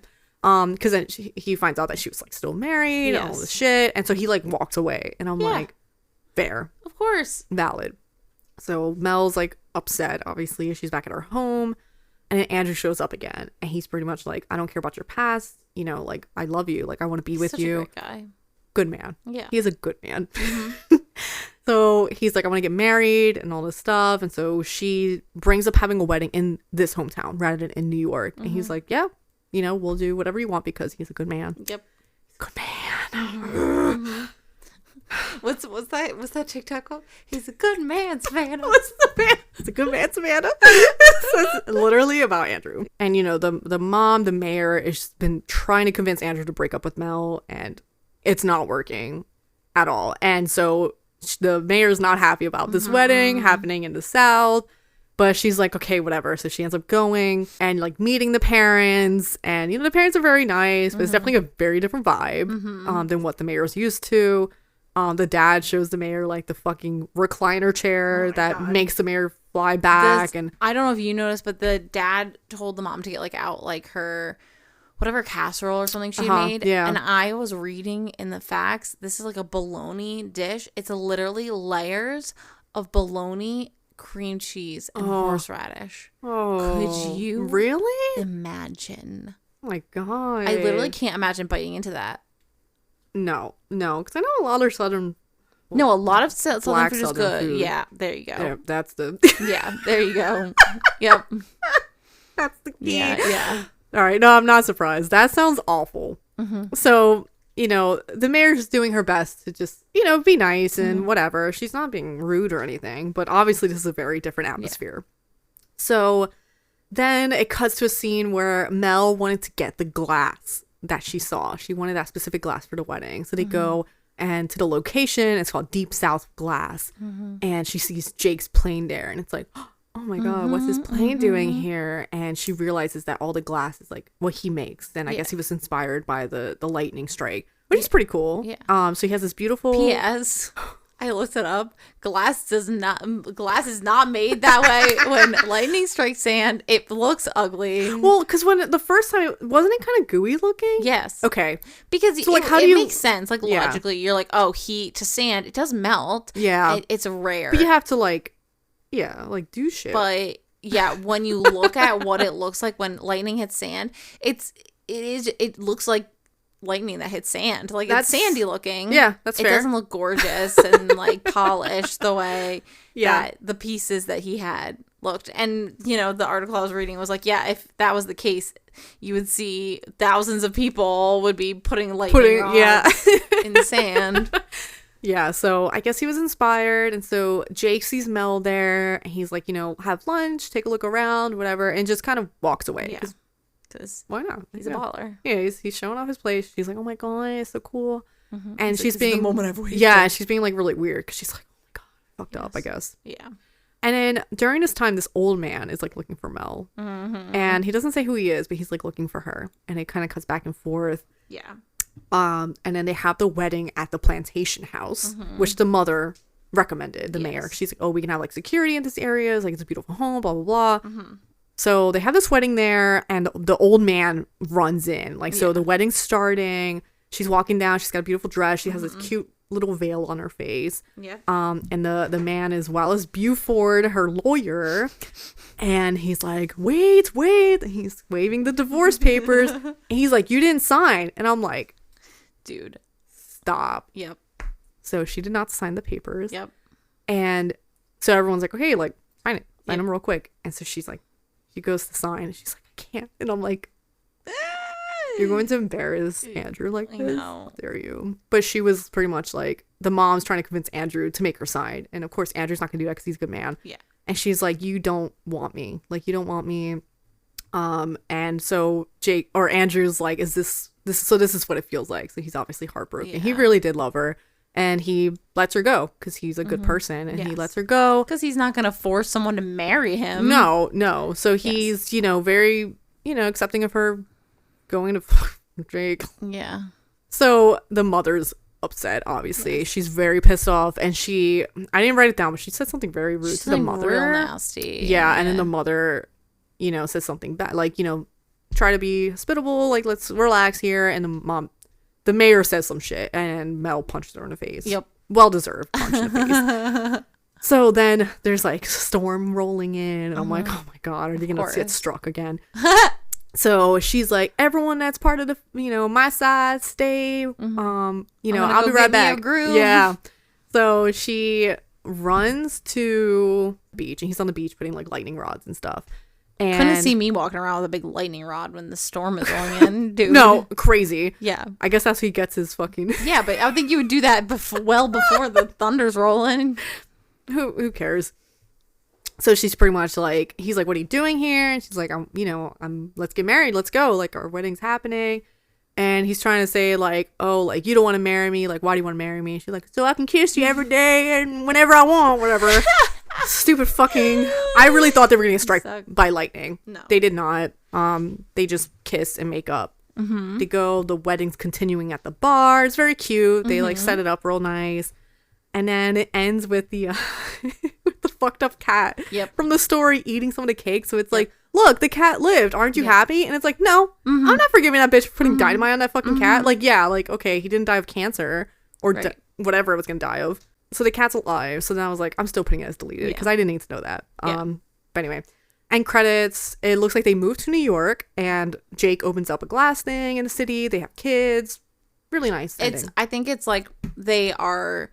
they go back and forth between New York and Alabama. Yeah. It says the sign says New York, Alabama. So you get the idea that they like it's connected. Split their life. Right. Which is nice. 50-50. I didn't think Jake would allow her to do that, but I guess. Well, he liked the city too when he went. He thought it was very flashy. So anyway, that is the movie. Sweet Home Alabama. So love interest, I did put pass, but he was growing on me. I think it was just, there was just a little too much red flaggy things from What was Jake. the most memorable scene for you again? The dog cemetery. Oh, right. Yeah. Okay, thank you. Yeah, I put pass, but he wasn't that bad. He was growing a little bit on me. I think it was just a little too many. You didn't have enough of the positives. No. Too many cons. Yeah, that's too many. I think, like, obviously waiting 7 years, like I said, with the business, I'm like, it's booming. Like, it's going great. Yeah. I'm like, he couldn't go a little earlier to be like, hey, like, I really worked hard to win you back. Like, I did this, I love you, blah, blah, blah. No. Yeah. He waited till she showed up to him to force him to sign the papers again. And it was like, okay, that just seems like you don't care as much. I don't know. That's fair. It was very weird. I feel like as an adult watching back, I felt similarly where it was like, it wasn't enough. Yeah. So, side character, I put Andrew, of course. Yeah. Duh. He was perfect. Yeah, he was a perfect man. How likely to fall in love? I put 4. I just feel like after 7 years trying to get a divorce, I just would not have feelings with this man. I feel like during the 7 years, I probably would have come back to rekindle something if I felt like I still loved him. But like, I just don't think I would fall in love with this situation at all. I think that it isn't. It doesn't. Especially who I am. Sense, who I am now, going to the South and seeing all that shit. Right. Yeah. And you being in 2023. I'm like, I'm gonna go back to New York. Yeah. I got a good life there. Yeah. So, I said I would not recommend it to a non-romance. Yeah. Because the romance was the main part of it. That's all it is. And it's a little problematic, but yeah. So the notes, I said this movie is problematic, but I can't hate it. So it reminds me of why I hate the South. Focus on the Confederate stuff and plantation was a little icky. Yeah. And Andrew deserved better. So I gave it 3 hearts. Okay. I honestly did not hate it. It really wasn't bad. I thought you were going to. Yeah, I did not think I was going to like it, but the actors were really good. I liked the story. It was a little weird, but like, I don't know, it held my attention. So I give it credit for that. Yeah. And it had a cute ending. And even Andrew got a wife. Yeah, he got a boo. Wifey. Yeah, which was she was supposed to be included in the original script, but they removed her because it seemed like they were having an affair. An affair, yeah. Which I would have been very upset. Dude, being the actress and being like, all my parts. I know. Got taken out. All my parts got taken out. So, yeah, but so he found love too. So everyone's happy. Everyone's great. So for next week, I'm having Megan watch The Boy. And my snapshot for The Boy is Greta agrees to take a job as a nanny to a little boy named Brahms. Plot twist, the boy is a life-size porcelain doll. As Greta cares for the doll while the parents are away, she begins to wonder if there's something more to the doll. Possession? Who knows? Ooh. Love our dolls. Oh, God. And I'm having Demi watch The Hating Game. When to shut up. When two publishing companies combine, personalities clash. Arch rivals Lucy and Josh are both working towards the same promotion, but heightened tensions may lead to more than just workplace banter. I do love haters to lovers. So Haters to lovers, enemies to lovers. Yeah, best hating trope games of all is time. Haters to lovers. Yeah, no, you're right. I'm making fun of you, but that's not nice. So if you can guess the theme, reach out on social media. We are at howdoyouwatchthis@gmail.com. How do you watch this on Insta and Threads? And how do you watch on TikTok? Thanks for listening.